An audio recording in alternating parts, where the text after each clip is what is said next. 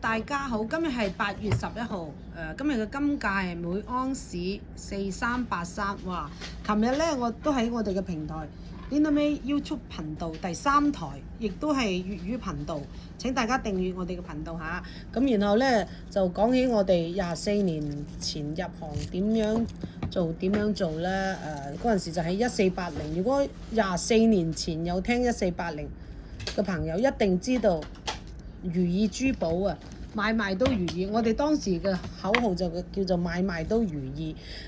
依家24年過去啦，我哋仍然係堅持買賣都如意，誠信專業，以時並進係我哋嘅口號。依家加多以時並進，因為依家係通過 YouTube 咁嘅呢個平台嚟買賣。OK， 大家如果有需要買賣黃金，請留低我嘅聯繫方式，當你需要嘅時候咧就買啦。琴日播嗰個已經賣咗好多啦，剩低嗰啲我哋今日就會賣咗佢，就係我哋後邊仲有我哋係中型嘅 dealer 啦，咁後邊仲有更大嘅 dealer， 所以就大家如果要買嘅話，就1個鐘頭之內同我哋聯絡啊，如果唔係就全部賣晒啦。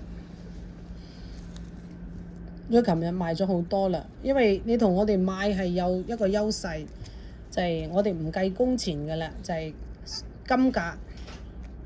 你賣俾我哋都有個優勢，就我哋收個手續費係非常之低嘅。我哋喺24年來喺呢個行業嘅堅持都係我哋肯定係俾最優惠嘅價錢俾大家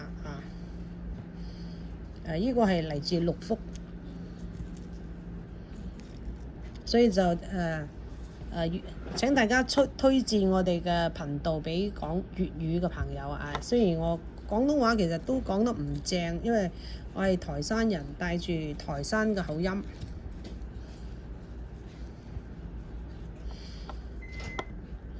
但係都係算係粵語啦，因為有啲粵語嘅朋友真係就唔想講國語所以就咁都好，都係我一個優勢，都可以講廣東話啦。咁我哋啲客咧可能係有40%、30%到40%係講廣東話嘅，尤其香港嘅朋友。我哋香港都好多人睇我嘅平台。